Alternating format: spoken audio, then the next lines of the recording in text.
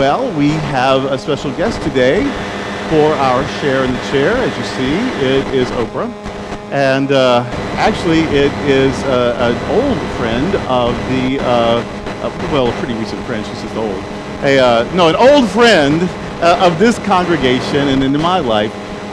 She's preached here several times. She's presented workshops. She's, I think, the Facebook of every person in this church, Facebook friend of everyone here.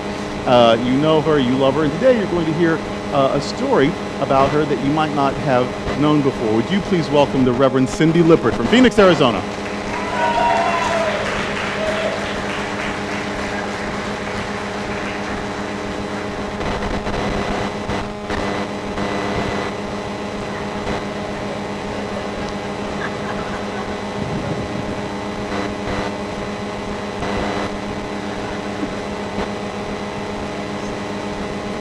And before we get into your story, I just want people to deal with your jacket for a minute. How about that, huh?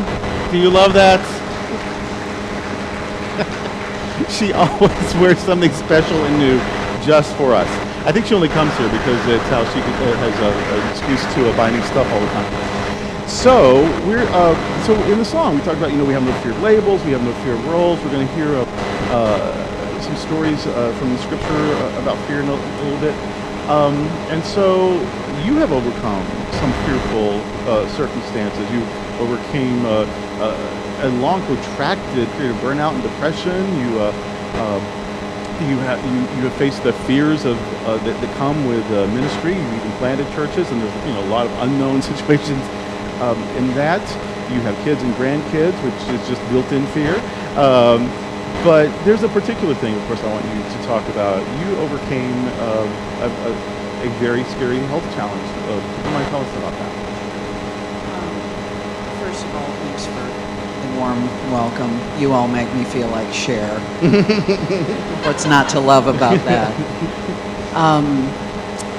In 2002, I had been planning a church, or pioneering, whatever the right word is, starting a church from scratch, basically. And for 3 years, I had been trying to grow this church and develop it. And for 3 years, I ignored symptoms of colorectal cancer. And you say, how can you ignore that? Easy. I was too busy to be sick. And maybe some of you relate to that. So what I didn't know is, because I had been estranged from my father's side of the family, there was so much colorectal cancer in that side of the family, they actually named it after the family. And my maiden name is Lynch, and you can look it up. The Lynch syndrome is a real thing. So when I was diagnosed, the surgeon came in and showed me a picture, and he said, you see this? This is in you. There's cancer in that. What I heard is there's cancer in that. Let's get rid of that. And so I was fortunate enough to have simple surgery, no chemo or radiation. So it turned out well. It might not have. I'm not advocating ignoring health symptoms, but that was my story, and it also informed the rest about how I was workaholic and to my own detriment. The thing that I wanted to say today is I did have a healing of sorts, but the real healing was how I was able to look cancer in the face and kick cancer's butt and not be afraid. When we don't say the word, I think we give it power. I think it's really important to say the word and face it, and also not get overly concerned about how much time do I have left. Just what am I going to do today that pleases myself, and be more about that.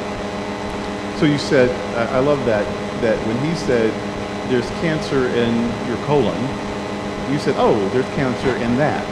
not I have cancer. Right. Well, you didn't own it. You said, oh, there's cancer there. Get it out. Right. And that sort of helped you face it then. It's like, oh, it's there. I have a plan now.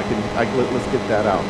Right. And so that's how, so your healing was you went to peace instead of to pieces. That was your healing. And then there was this added bonus of your body got stronger and well. Now, how long ago was that? That was 2002. 15 years ago. Yeah. 15 years, and you're still cancer-free. Yes. All right. So,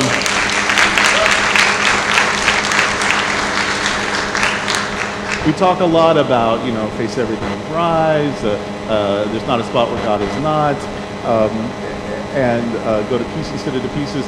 It sounds sort of trite and bumper stickery, but these really are tools to face the difficulties of life, and we can get through them, and we can find peace and hope and joy. And when we get to those places, other good things sometimes happen as well. But the miracle is when we transform our fear into love and peace.